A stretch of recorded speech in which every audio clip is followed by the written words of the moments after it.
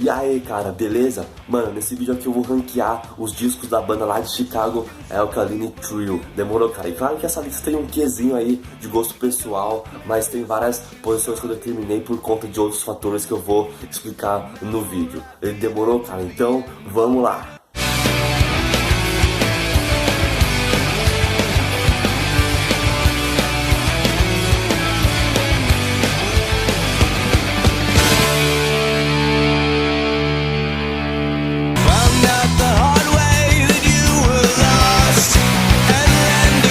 E mano, já deixando uma coisa clara, eu não acho que exista um disco ruim aí do Alkaline Trio, mas cara, no ranking, na vida real, alguém tem que chegar em último lugar, né, cara? E nesse caso aqui é o álbum Agony and Irony, né, cara? E esse álbum aqui sucedeu um dos discos mais experimentais, mais diferentões aí da carreira da banda, que mais tarde eu vou comentar nesse vídeo. E cara, quando acontece alguma coisa dessa, né, cara, quando uma banda lança um disco muito fora da curva, o próximo, a galera fica especulando muito, né, cara? Será que eles vão manter aquela pegada? Será que eles vão meio que voltar às origens? E a resposta nesse caso, cara, é que eles mantiveram alguns elementos daquela pegada lá, mas eles sim fizeram uma clara volta às origens, né, cara? E eles fazem bem até esse retorno aí, músicas como Calling All the Skeletons e Love Love Kiss Kiss, que são músicas boas, mas cara, o problema aqui nesse disco é que da metade pro fim eu senti aquela sensação de músicas fillers, sabe, cara? Músicas que estão ali só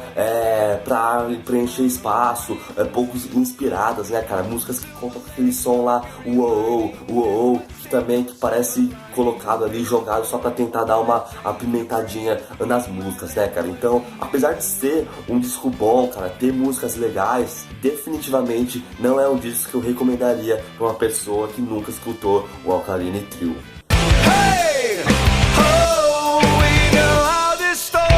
Em oitavo lugar vem o disco My Shame Is True, cara. Nessa época aí o Matt Skiba, principal compositor, vocalista da banda, tava passando por uns problemas aí de término de relacionamento amoroso, né, cara? E de acordo com o próprio Matt Skiba, todas as músicas desse disco, menos uma, são sobre esse assunto aí, né, cara? Ele falou que ele escreveu esse disco aí meio que uma espécie de nota de desculpas aí pra mim e tal, né, cara?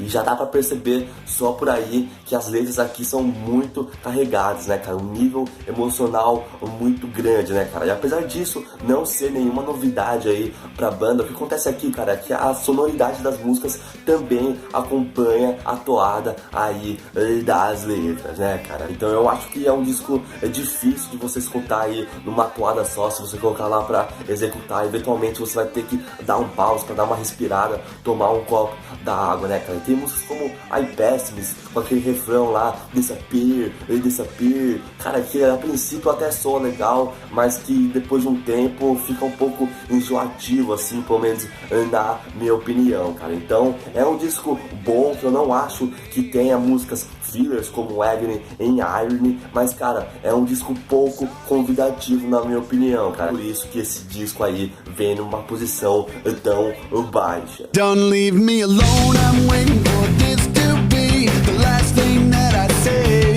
E cara, a seguir nós temos o disco This Addiction, que é o antecessor do disco My Shame Is True. Só que eu coloquei ele na frente do My Shame Is True, cara, porque chega um momento, cara, que na vida de uma banda, quando eles lançam um disco, os fãs, eles ficam esperando, né, cara, tentando matar uma espécie de saudade, né, cara. Eles ficam querendo ter músicas que lembrem épocas mais longínquas, né, cara. E nesse sentido, eu acho que This Addiction consegue fazer isso bem melhor do que My Shame Is True, cara. Como músicas como a própria This Addiction, Dying Dying, My Darling, Lead Poisoner, né, cara? A música essa que tem um trompetezinho na música, que loucura, né, cara? E é muito boa, né, cara? Só que o motivo pelo qual esse disco ainda está numa posição tão baixa, eu acho que é pelo mesmo motivo lá do Agony and Irony, né, cara? Tem nesse meio tempo aí músicas que quebram um pouco o ritmo do disco, né, cara? Músicas como Dead on the Floor, que não são lá muito inspiradas, mas é sim um disco muito bom aí, cara. So where'd you go? Cara, a partir de agora o caldo vai engrossando, hein, cara, porque aí na sexta posição, eu acho, sei lá, já perdi minhas contas, vem o álbum de estreia dos caras God Damn It, cara, e esse disco é muito bom porque representa bastante o que viria a ser essa banda aí, porque nele, cara, a gente tem uma característica tão forte da banda que é a questão da dualidade, né, cara, então de um lado a gente tem letras muito tristes e tal, e do outro lado a gente tem uma sonoridade de punk rock veloz, cara, contrastando aí com esse peso das letras, né, cara, então é um disco que faz isso e faz muito bem, cara, só tá aí numa posição um pouco privilegiada ainda do ranking, porque, cara, nessa época aí, coisas ainda eram um pouco, digamos, arcaicas pra banda, né, cara, em termos de produção, mixagem, gravação de estúdio, mas é um disco muito bom, sim. There's a lightning storm each and every night. A seguir a gente tem um disco que eu já mencionei no começo desse vídeo aí, por se tratar do álbum mais diferente, mais experimental aí da carreira dos caras, que é o Cryzon, né, cara? E ele vem na frente do God Damn It pelo motivo de que, cara, precisa de muita coragem pros caras, pra uma banda mudar sua sonoridade de uma forma tão acentuada como eles fizeram aqui, né, cara? Eles fazem não só por fazer, mas eles fazem de uma forma muito bem feita, né, cara, se aproveitando aí do uso de piano, experimentação e tal, né, cara, então é um disco bastante importante pra banda aí, provando outros lados artísticos dos caras aí, cara.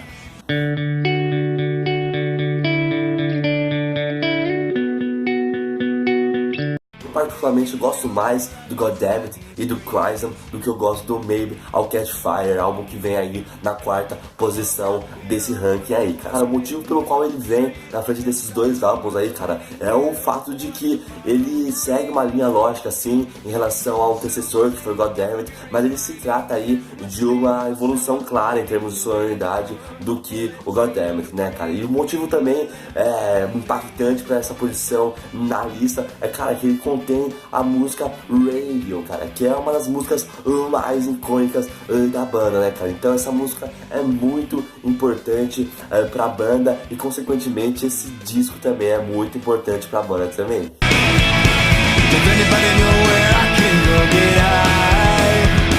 Does anybody know where I can go get high? Em terceiro lugar a gente tem o disco mais recente dos caras, que é o Is This Thing Cursed, né, cara? E é o primeiro disco da banda depois do Matt Skiba ter ido lá pro Blink-182, né, cara? E com isso, cara, eu fiquei como fã me perguntando, cara, será que a gente vai ter um disco da Kanye Trio que se parece aí com uma pegada de Blink-182 aí? Será que a gente vai ter, tipo, um California pro Kanye Trio? E, cara, felizmente a gente não teve isso aí, né, cara? Não porque eu não gosto de Blink-182, muito pelo contrário, mas, cara, que se tratam de duas bandas muito diferentes, né, cara? E de repente o cara subiu degraus imensos em termos de popularidade, né, cara? Ele foi pra uma banda de mainstream gigante aí, né, cara? Teve que se moldar, assim, em termos de sonoridade, de composição de músicas, né, cara? E depois aí ele volta pra sua banda aí, tendo que escrever um disco novo, né, cara? E aqui a gente não só vê um disco que não tem nada a ver com Blink-182,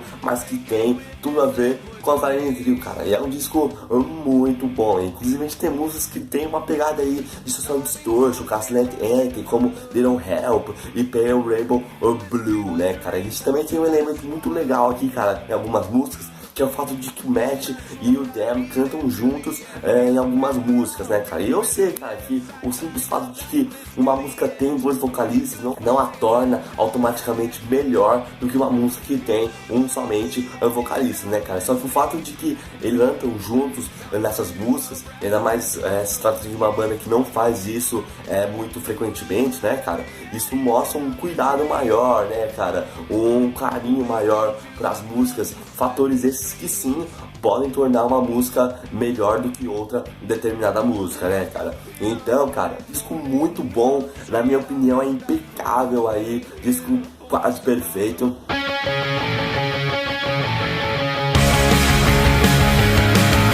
lugar a gente tem o álbum Good Morning, cara. E o motivo pelo qual eu coloquei ele na frente do Is This Thing Cursed é o fato de que a partir dele, cara, a banda começou a explorar aí novas perspectivas, novas vertentes em relação à sua sonoridade, né? Até então eles estavam evoluindo sim, só que somente num sentido, somente pra frente, somente pra cima, né, cara? E a partir desse álbum aí, eles começam a pegar novas direções, né, cara? O disco também introduziu aí a banda numa espécie de mainstream, cara. Independente se você acha isso ruim ou bom, é fato de que isso pra banda é sim importante, né, cara? E eles chegaram até a tocar a música All in Black no programa lá do David Letterman, né, cara? Que é uma coisa gigantesca aí pra uma banda de punk rock, né? É a partir desse disco também que a gente tem uma maior preocupação dos caras em relação à produção, mixagem, né? Passar mais tempo aí nos estúdios de gravação, né, cara? Enquanto que os anteriores, os caras não estavam muito preocupados com essas coisas, não. O álbum Maybe I'll Catch Fire, por exemplo, foi gravado em menos de um mês, o que é uma loucura, né, cara? Então a gente tem esse amadurecimento aí dos caras nesse álbum aí, né, cara? Então, pro desenvolvimento do lado artístico dos caras, esse disco também é bastante importante. Hello, what the hell am I doing here? That's a really nice. Que saudade de jogar Tony Hawk Underground. Você tá lá fazendo manobras radicais e quando de repente começa a tocar isso aí.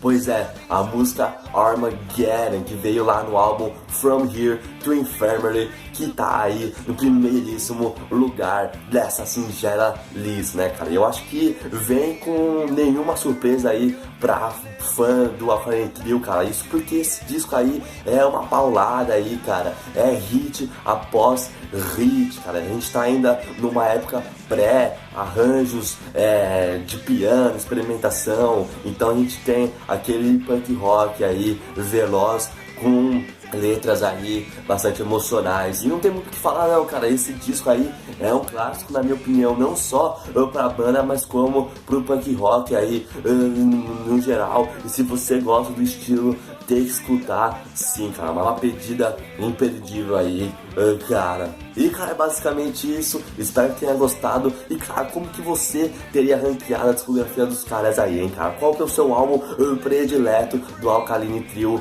Deixa eu saber aí nos comentários. Demorou, cara? Vou ficar por aqui. Aquele abraço punk. Falou! Desse ranking aí, cara. Só que o motivo pelo qual ele tá na frente e a camiseta do Rancid caiu aqui, cara, mas não repara. Radio, cara. Agora não dá. Agora não dá.